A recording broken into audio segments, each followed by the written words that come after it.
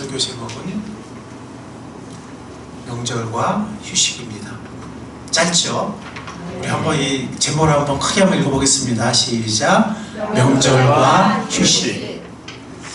이전에 여러분들은 명절 연휴를 어떻게 보내셨습니까? 잘 보내셨나요? 과거 여러분들이 명절 연휴를 보내는 방식은 어떤 것이었습니까? 우리가 돌이켜보면 어떤 명절 연휴는 정말 잘 보냈다, 좋은 시간을 가지고 돌아간다, 이런 경우도 있을 것이고, 이번엔 뭐 그냥 그저 그랬네, 그냥 뭐 실컷 먹고 그냥 그저 그런 시간 보내고 왔네, 뭐 이런 기억도 있을 수 있겠습니다. 오늘 하나님의 말씀을 통해서 우리가 명절을 어떻게 보내야 할지 지침과 도움을 얻을 수 있기를 바랍니다. 오늘 설교 제목이 명절과 휴식이죠. 오늘 우리가 읽었던 본문 말씀, 마가복음 6장 말씀은 우리 삶에도 때로는 휴식이 필요함을 주님께서 제자들에게 말씀해 주셨습니다. 우리의 삶에도 때로 뭐가 필요하다고요? 휴식이 필요함을. 오늘 본문 말씀의 마가복음 6장 이 30절과 32절 말씀에 보면 제자들이 막 열심히 막 일을 하고 왔어요. 신이 나가지고, 주님, 저희들이 이렇게 쓰임 받았어요. 여기 가서 이런 일을 하고 왔어요. 막 이렇게 예수님께 와서 보고를 했습니다. 그때 예수님이 수고했다, 잘했다, 이렇게 말씀하시면서 이제 너희가 따로 한적한 곳으로 가서 좀 쉬어라, 그렇게 말씀하셨어요. 그리고 제자들을 실제로 데리고 한적한 곳으로 데리고 가셨습니다. 좀 쉴 수 있도록. 왜냐하면 열심히 일했으니까. 물론 무리가 확 쫓아와가지고 그 한적한 곳까지 어떻게 막 수소문해서 알아가지고 쫓아왔어요. 그래가지고 이제 그들을 먹이는 5천 명을 먹이는 기적 막 이런 게 일어났죠. 일어나지만 그들이 몰려오기 전까지는 좀 쉬었겠죠. 예수님은 제자들에게 쉼의 필요성을 말씀하셨습니다. 여러분들 구약에 보면 엘리야의 그 이야기가 있는데요. 엘리야는 정말 위대한 믿음의 사람이었죠. 그래서 야고보서에 보면 엘리야는 우리와 성정이 같은 사람이지만 그가 간절히 기도할 때 하늘이 4년 동안 비를 내지 않고 그가 다시 기도한 즉 하늘이 비를 내렸다. 놀라운 믿음의 사람이었죠. 갈멜산에서 바알 선지자 600명과 대결해서 믿음으로 승리하고 그들을 다 죽였던 놀랍게 쓰임받은 사람이었지만 그가 너무 무리하게 일을 하다가 나중에는 탈진하게 됐어요. 버런아웃이라고도 하죠. 그가 기진하고 탈진했을 때 그는 너무도 연약해지고 너무도 낙심하는 모습을 보게 됩니다. 그래서 그는 사역 현장에서 이탈하게 되었고 하나님은 이 중요한 예언 사역을 엘리사에게 위임하십니다. 우리는 엘리야의 그 경우에서, 엘리야의 그 본에서 우리는 쉼이 얼마나 중요한지를 보게 됩니다. 제자들에게 쉼이 필요함을 말씀하신 주님은 우리에게도, 오늘날 우리에게도 휴식이 중요하다, 휴식이 필요하다 라고 말씀하십니다. 좀 한적한 곳으로 가서 쉴 수 있는 곳으로 가서 좀 쉬어라, 그렇게 우리들에게도 말씀하시는 것입니다. 여러분들 명절 연휴는요 휴식을 위한 최상의 기회가 될 수 있습니다. 여러분들 우리가 고향집으로 가고 혹은 부모님이 계신 곳으로 가잖아요. 거기는 우리가 정말 편하게 쉴 수 있는 곳이에요. 그렇죠? 네, 여기 정말 마음 편히 편하게 쉴 수 있는 그런 곳입니다. 풍성한 음식도 있습니다. 쉼에 있는 음식도 필요하죠. 그래서 엘리야가 막 낙심해서 막 동굴에서 나 죽여달라고 이럴 때 하나님이 먹이셨어요. 엘리야를 먹이시고 풍성한 음식도 있어요. 고향집에는 혹은 부모님 계신 곳에는. 그리고 이 명절 연휴는 푹 쉬어도 되는 기간입니다. 여러분들 이번 설 명절 연휴 잘 쉬는 기간이 될 수 있기를 바랍니다. 아멘. 자, 두 번째 대시예요. 우리 삶에는 때로 뭐가 필요하다고 그랬죠? 휴식이 필요하다고 했습니다. 이번 명절을 명절이 이번만은 아니지만 명절을 휴식과 정담의 시간으로 삼을 수 있기를 바랍니다. 여러분들 명절 기간을 잘못 보내는 대표적인 예들이 있어요. 그거 뭐냐면 그냥 주구장창 TV만 틀어놓는 거예요. 그러면 그냥 TV에 끌려가죠. 그냥 TV만 보다가 와요. 음식 먹고 TV 보고. 아니면 각자 그냥 휴대폰을 너무 많이 본다든지, 아니면 너무 폭식을 한다든지, 그래가지고 막 체중이 늘어가지고 온다든지, 아니면 뭐 분위기 살린다고 뭐 술잔을 돌린다든지, 아니면 오락을 한다고 했는데 이게 잘못된 오락을 해가지고 너무 과도한 오락이 되어가지고 나중에 이상하게 된다든지, 뭐 이런 것들이 명절 기간을 잘못 보내는 대표적인 예들이 되겠습니다. 근데 여러분들 이 다 오락이잖아요. 다 오락인데 유명한 고전인 팡세에서 파스칼은 이렇게 말했습니다. 삶의 비참함을 위로해주는 유일한 것은 오락이다. 그렇지만 이 오락은 우리들의 비참함 중에서도 가장 큰 비참이다. 왜냐하면 바로 이 오락이 우리들로 하여금 우리 자신을 생각하지 못하도록 방해하여서 모르는 가운데 죽어가도록 만들기 때문이다.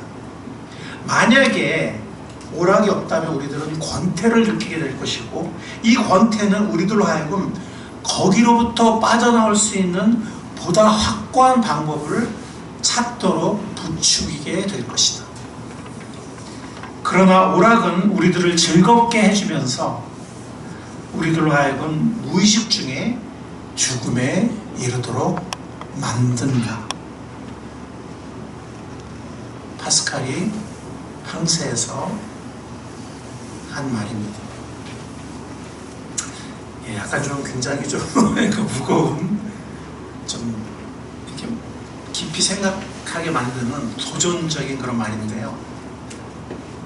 우리가 이 명절 기간에도 오락으로 너무 방종하고 시간을 낭비하면 정담이나 산책이나 좋은 곳을 함께 가는다든지 이런 좋은 시간을 함께 보내기가 어렵습니다. 그냥 뭐 집에서도 오락을 할 수 있는데 거기까지 가서 또 오락하다가 시간 대충 낭비하다가 돌아오면 허전한 마음, 배는 부르지만 허전한 마음을 갖고 돌아올 수도 있다는 겁니다. 여러분들 명절 기간을 올바로 쉬면서 잘 보낼 수 있기를 바랍니다. 그 중에 굉장히 지혜로운 방법, 그 중에 중요한 방법 중에 하나가 바로 뭐냐면 서로 정담을 나누면서 시간을 보내는 것입니다. 뭘 나누면서요? 정답. 요즘에 잘 쓰는 말은 아니죠, 그죠? 정담. 이 정담의 정의를 제가 사전에서 한번 찾아봤거든요. 정담. 첫 번째는 정답게 주고받는 이야기예요. 얼마나 좋아요, 그죠? 우리가 가족들, 친척들 만나서 정답게 이야기를 주고받는 겁니다. 근데 두 번째 뜻이 있어요. 그건 뭐냐면 마음에서 우러나는 진정한 이야기. 그것도 정답이에요. 이 두 가지 다 너무 좋지 않아요? 그쵸? 좋죠? 네. 두 가지 다 너무 좋아요. 정답게 주고하는 이야기도 좋고요. 그러다 보면 또 마음에서 우러나는 진정한 이야기가 나올 수도 있잖아요. 예. 얼마나 좋습니까? 이게 정답입니다. 성경에는 정답이 제가 쫙 찾아봤어요. 보면서 다 찾아보고 정답이 어디 나오지? 이렇게 한번 찾아봤는데 요한복음 1장 39절에 보면 빨리 찾으시는 분들 한번 찾아보세요. 요한복음 39절에 보면 그 초기 제자들을 만났을 때 초기 제자들을 예수님이 이렇게 부르시고 뽑을 때 초기 제자들과 만남에 보면 요한복음 1장 39절에 예수께서 그들에게 대답하셨다. 와서 보아라. 영어로는 come and see죠. 와서 봐라. 그들이 따라가서 그랬잖아요. 예.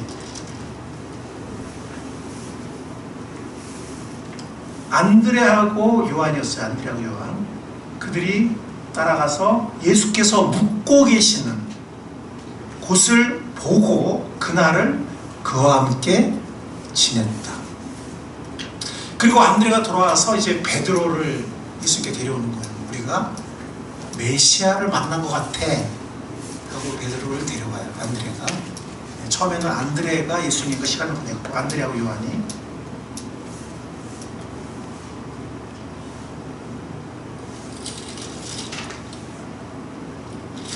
자, 그런데 안드레는 분명한데 또 한 제자는 누군지는 확실하지 않네요. 아마 요한일 수도 있고. 어쨌든 안드레가 그날 예수님과 시간을 보내고 나서 이제 자기 형제 베드로를 데리고 오는데, 자, 그날을 하루 종일 몇 시간인지 모르지만 시간을 보냈잖아요. 그죠? 그러니까 예수님과 함께 거기서 쉬면서 또 정담도 나누면서 서로 사귀면서 교훈도 받았을 것이고, 굉장히 좋은 시간을 보냈을 것 같아요. 근데 이게 사적인 굉장히 좀 공식적인 이런 자리가 아니잖아요. 그죠? 무슨 설교나 티칭의 자리가 아니기 때문에 계속 교훈만 했을 것 같지는 않고, 굉장히 이렇게 좀 서로 사귀는 쉼 속에서 정담도 많이 나누셨을 것 같아요. 그러면서 나중에는 또 이렇게 가르침도 주시고 그랬을 것 같습니다. 어쨌든 초기 제자들은 예수님과 함께 예수님이 직접 거하시는 곳에 가서 온종일 시간을 보냈습니다. 그 다음에 두 번째, 우리들이 잘 아는 그 마르다와 마리아, 오빠는 나사로죠. 이 나사로, 마리아, 마르다의 집에 예수님이 가끔 들리셨거든요. 이 사적인 자리잖아요. 그죠? 그래서 굉장히 이 가족을, 이 형제들을 굉장히 예수님이 굉장히 사랑하셨던 것 같아요. 아꼈던 것 같아요. 들을 때마다 음식도 나누면서, 정석과 마리아는 음식도 나누면서, 정담도 나누면서, 역시 또 가르침도 베푸시고, 이런 시간을 가지셨던 것 같습니다. 그러니까 가르침만 한 게 아니라 그동안 어떻게 지냈는지, 가실 때마다 무슨 일이 있었는지, 진짜 기도 제목이 뭔지 이런 것들 나눴을 것 같아요. 친밀한 관계였기 때문에. 그 다음에 마태복음이죠. 마태복음 13장 36절에 보면 이런 말씀이 있어요. 사실 이 마태복음 13장은 여러 가지 비유가 나오는, 씨 뿌리는 비유라든가 여러 가지 비유가 나오는 그런 중요한 장인데, 밀과 가라지 비유도 있고 하는데 36절에 보면 이렇게 말씀하셨어요. 그 뒤에 예수께서 무리를 떠나, 이 무리는 이제 이 비유를 가르쳤던, 이 비유를 전해주었던 사람들이죠. 많은 사람들. 무리를 떠나서 집으로 들어가셨다고 그랬어요. 그러니까 제자들이 그에게 다가와서, 집이니까 얼마나 제자들만 있었겠죠? 집이니까. 굉장히 친밀한 장소예요. 무리를 떠나서 집으로 들어갔을 때 제자들이 예수님께 나와서 말했어요. 밭의 가라지 비유를 우리에게 설명해 주십시오. 제자들에게, 물론 그 비유 스토리는 무리들에게 가르쳤지만 그 숨은 의미는 제자들에게만 알려주셨어요. 집이잖아요. 가르침만 하셨다기보다는 거기서 음식도 먹었을 거고, 정담도 나눴을 것 같아요. 그리고 숨은 비유의 뜻도 알려주시고. 자, 우리가 잘 아는 마지막 유월절 기간이죠. 요한복음 13장에서 17장 3, 4, 5, 6, 7 5장은 며칠 안 되는 마지막 유월절 기간의 이야기예요. 우리가 잘 아는 예수님께서 이제 아버지께로 돌아갈 때가 임박한 줄 아시고 세상에 있는 자기 사람들을 사랑하시되 끝까지 사랑하시는, 자기를 배반할 걸 알면서도 끝까지 사랑하신다 그랬어요. 그거 다 알면서도. 그리고 우리가 잘 아는 발을, 베드로의 발을 씻고 제자들의 발을 씻어주는 냄새나는 발. 여러분들 그 팔레스타인은요, 발 씻는 게 누가 하는 일이에요? 노예들이 하는 일이에요. 왜냐하면은요, 현재 우리들의 발도 물론 냄새가 나지만, 양말 벗으면 냄새가 조금 나지만, 팔레스타인은 냄새가 엄청 났어요. 왜냐면 샌들 신고 다녔어요. 근데 거기가 포장된 도로가 별로 없잖아요. 지금 우리는 뭐 포장 안 된 도로가 거의 없잖아요. 근데 다 그냥 흙밭이, 그냥 흙길이었거든요. 그러니까 막 발가락 사이사이에 막 먼지 끼고 막 그냥 뭐 때 끼고 막 땀나고 막 그런 발이었거든요. 우리 발 생각하면 안 돼요. 지금 우리 차 타고 다니고 뭐 다 그냥 포장돼 있고 이 생각하시면 안 됩니다. 하루 종일 걸어 다니고 다 그냥 흙길이고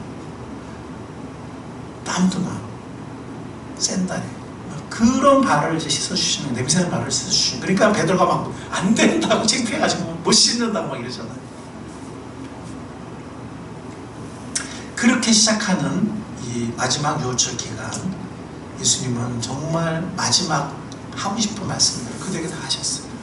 마지막 하고 싶은 이야기, 마지막 주고 싶은 교훈, 그리고 17장은 마지막 중보기도예요. 예수님의 위대한 중보기도. 세상에 있는 자기 사람들을 위해서 마지막으로 하는. 그러고 나서 이제 잡혀서 겟세마네로 가시고 잡혀서 밤새 신문을 받으시고 십자가에 달리시게 되죠.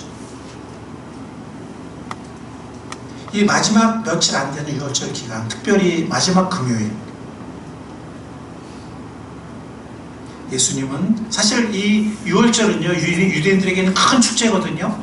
예, 나라가 출발하게 된 출애굽과 유월절,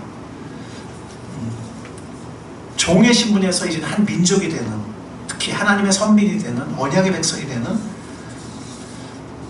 이 유월절, 유대인들은 정말 큰 축제거든요. 예.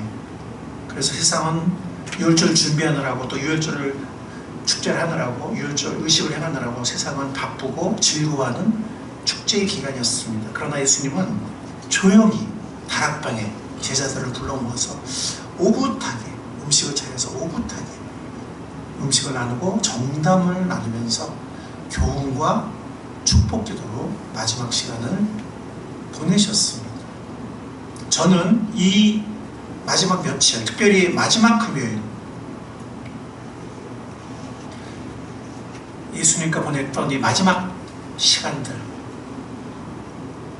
다락방에서 오붓하게 음식을 나누면서 정말 마지막 하고 싶은 이야기, 음식과 정담을 나누고 교훈과 축복 기도를 주셨던 이날, 아마 제자들은 이날을 평생 기억했으리라고 생각합니다. 예수님을 친밀하게 더 알았다. 예수님의 마음을, 예수님의, 물론 나중에 알았겠지만 예수님의 그 숨은 외로운 그 소명, 고난의 길, 자기들은 누가 왕이 되냐 싸우고 있었지만 돌이켜 뒤늦게 예수님의 그 마음을, 그 순간에도 물론 느꼈지만 예수님의 사랑을 느끼고 예수님의 그 마지막 정을 느꼈겠지만, 또 예수님의 마음을 느꼈겠지만 뒤늦게 예수님의 더 깊은 마음, 그것을 그들이 기억하면서 아마 이날을 평생 기억했으리라고 생각합니다. 성경에는 이러한 정담의 예들이 꽤 많이 나옵니다. 여러분들 정담을 나누면서 이번 명절 기간을 잘 보낼 수 있기를 바랍니다. 우리 적용이 중요하겠죠? 예. 우리 한번 적용을 생각해 보겠습니다. 먼저는요, 정담을 나누는 시간을 갖자고 제안을 한 겁니다. 사전에 미리 제안을 해도 되고요. 혹은 모였을 때 밥 먹을 때 우리 뭐 재밌는 시간도 가지지만 우리 또 이런 정담을 나누는 좋은 시간도 한번 가져봐요. 이렇게 제안을 해도 좋고, 아니면 이렇게 자연스럽게 유도해도 되고 이렇게 제안을 하면 좋겠습니다. 두 번째는 방향을 가이드하는 거예요. 방향을. 이게 잘못하면은 정담을 나눈다가 하다가 야 우리 그냥 얘기는 좀 뻘쭘하니까 술잔 하나 돌리자 이러다가 또 술 먹고 또 서운한 얘기, 속 있는 얘기한다고 또 서운한 얘기하다가 또 그냥 대판 싸우고 또 막 이럴 수도 있거든요. 그러니까 방향을 잘 잡아야 돼. 그래서 그냥 여러분도 어려운 거 아니에요. 평상시 목장에서 하던 거. 우리 기쁘고 좋은 일을 먼저 나눕시다. 감사한 일. 그게 다른 말로 하면 감사한 거잖아요. 그거를 이제 또 어떻게 표현하면은 감사한 일은 또 기쁘고 좋은 일이잖아요. 그죠? 그런 거 나누고 또 기도가 필요한 일 있으면은 또 얘기하세요. 이렇게 방향을 잡아주는 거예요. 우리가 먼저 해도 좋고 또 그렇게 한번 해보라고 해도 좋고 그렇게 방향을 가이드하면 좋습니다. 그다음에 우리가 먼저 또 정담 시간에 나눌 좋은 내용을 준비해 간 겁니다. 저는 어제 설교를 준비하면서 이번 주 처갓집에 가서 나눌 내용을 이렇게 마음속으로 준비를 했어요. 그리고 혼자 막 이렇게 눈물이 나더라고요. 이렇게 혼자 준비하는데. 그 다음에 이 분위기를 이어가는 거예요.